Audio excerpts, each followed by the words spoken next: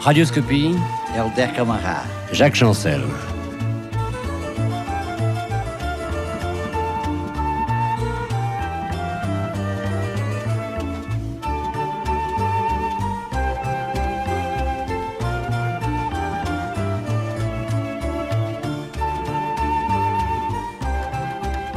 Vous dites Elder Camara, moi je dis dans Elder Camara, je devrais normalement dire Monseigneur, mais vous êtes si simple et je me demande si je dois employer des mots aussi ronflants. Mais je vous remercie d'être là et je suis très honoré de vous rencontrer. Vous avez dit un jour, dans Elder Camara, l'Église n'est pas un musée qui collectionne les reliques. Et on a vite compris que vous alliez appeler les chrétiens à participer davantage à la solution des problèmes humains. Alors, on peut penser qu'un prophète nous était envoyé. Je dis tout de suite que vous êtes brésilien, que vous êtes prêtre, que vous êtes évêque et que vous êtes archevêque. Alors, prophète, c'est trop beau, c'est trop grand ou ce n'est pas vrai? D'une certaine manière, nous tous, nous avons une obligation d'être des prophètes. Dans ce sens que nous avons un compromis naturel avec la vérité, avec la justice. Alors, si aujourd'hui, sans juger personne, mais s'il y a quand même là, plus que les 2/3 de l'humanité qui gisent dans une situation au-dessous de la situation humaine, alors il nous faut à nous tous, dans n'importe quel pays, dans n'importe quel continent, dans n'importe quelle religion ou même sans religion, il nous faut à nous faire les possibles et une pointe de l'impossible pour aider la marche de la justice, parce que sans la justice, nous ne connaîtrons jamais la paix. Alors, si on appelle cet effort pour aider la marche de la vérité, aider la marche de la justice, si on appelle ça du prophétisme, je pense que nous tous, nous devons être des prophètes. Avez-vous l'impression d'être un personnage un peu exceptionnel? Vous savez, je me sens tellement humain. Je sais que je porte, selon ma foi, je porte Dieu au-dedans de moi-même, mais c'est le même qui arrive avec tout le monde. Nous tous, nous sommes plongés en Dieu, nous portons Dieu au-dedans de nous. Et c'est vrai que très souvent, quand je voyage, il y a des auditoires plutôt larges, et surtout des jeunes qui sont là, il y a des applaudissements. Mais je vous dis en toute sincérité, quand je me pose la question, pourquoi cette multitude est ici? Est-ce que c'est pour regarder Don Elder, écouter un évêque? Non. Ma conviction profonde, c'est que s'ils sont là, surtout les jeunes, ils sont là parce qu'il y a une certaine syntonie. Nous avons les mêmes rêves, nous avons la même soif de justice comme condition de paix. Voilà comme j'explique.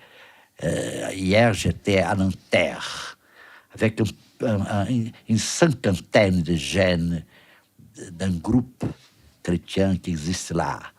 Alors, je vous dis, je me sentais absolument à l'aise au milieu de ces jeunes parce qu'ils posaient des questions, je tâchais de répondre comme un frère, on divisait les pains, on divisait les expériences, mais j'étais encore une fois convaincu que s'ils étaient là, c'était parce que, quand même, nous avons les mêmes rêves. Quel est ce rêve? C'est le rêve d'aider à bâtir, créer un monde juste, plus respirable, plus juste, plus humain. Et même quand je suis dans des pays comme par exemple aux États-Unis, vous pouvez imaginer, selon mon français, comment je parle l'anglais. Vous parlez l'anglais comme vous parlez le français? Ainsi comme je parle un français bien spécial. Non, très bien. Je parle en anglais bien spécial. Mais je dis, vous savez, c'est formidable votre bonne volonté. Parce que vraiment, seulement mes mains et mon cœur savent parler bien l'anglais. Et en germain, en allemand, je ne parle pas l'allemand. Je dois parler ou bien le français ou bien l'anglais. Mais quand même, avec la bonne volonté, il y a une telle syntonie. Mes yeux, mes mains, mon cœur, mon âme. Vous donnez tout. Hein. Oui. Alors, on se comprend. Non, Helder Camara, lorsque vous avez dit l'Église n'est pas un musée qui collectionne les reliques, on s'est un peu étonné parce qu'il y a un certain nombre d'années. Maintenant, les choses sont plus faciles. On comprend très bien que l'Église ne peut pas être servie, seulement servie, qu'elle doit également servir. Et je crois que tout le grand problème est là. Oui, et cependant, le Christ avait dit carrément, nettement, je ne suis pas venu pour être servi. Je suis venu pour servir. Mais quand même, l'Église qui, vraiment, c'est l'Église du Christ, mais elle est livrée à notre faiblesse humaine. Alors, très, très souvent, nous arrivons à oublier. Et alors, si nous faisons le possible pour servir, nous aimerons bien être servis. C'est la faiblesse humaine. Votre nom, c'est Camara, c'est un nom brésilien. Votre prénom, c'est Helder. Et là, c'est un peu plus surprenant parce que si on cherche, on ne trouve pas le nom de Helder. Et alors, je me suis amusé et je me suis aperçu que c'était une place forte de Hollande. Pourquoi avoir choisi ce nom de Helder Camara? Helder, de prénom. Quand je suis né, mon père, il n'avait pas exactement, il n'était pas un pratiquant comme religion. Après, il s'est approché beaucoup.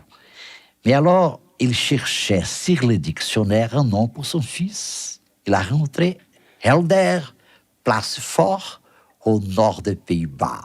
Il dit, voilà. Hein? Ça lui a plu. Oui. Et heureusement, après, j'ai eu des professeurs qui étaient des Hollandais, des missionnaires hollandais. Ils me disaient que dans leur pays, Helder, cela veut dire, quand on parle d'un ciel helder, sans des nuages. Alors j'aime ça. Des nuages? Sans des nuages, c'est-à-dire sans complications. Hein? J'aime cela.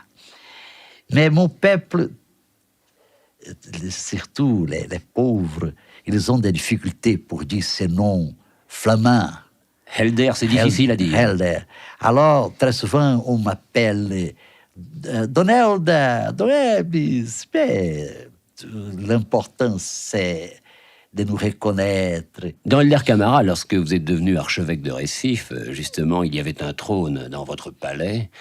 Et ce trône, vous avez demandé qu'on le mette véritablement dans le coin, et vous l'avez remplacé par une chaise. Tout cela, sans doute, pour être plus près des gens, et c'est ce que vous disiez à l'instant. Vous avez toujours pensé qu'il était ridicule d'avoir sa biographie de son vivant. Et il est vrai qu'on a beaucoup écrit sur vous. Alors, avez-vous l'impression qu'on a trop écrit, qu'on a trop parlé de vous? Oui, et c'était justement un Français, un écrivain français, mon cher ami José de Brocaire. Et un jour, il m'écrivait disant qu'il avait cette intention d'écrire ma biographie. Tout de suite, j'ai répondu, excusez-moi, vous pouvez venir à Recife, mais pas pour écrire une biographie. Attendez ma mort. Parce que j'ai gardé l'impression, en toute sincérité, que d'avoir une biographie pendant sa vie, c'était à peu près comme être présent à l'inauguration de sa propre statue. Hein?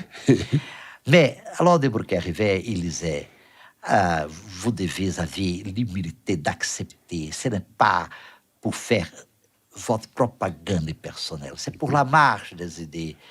Alors vous avez accepté? Oui, j'ai accepté. Mais le terrible, c'est qu'après la première, je pense qu'il y a une demi-douzaine. Hein? Mais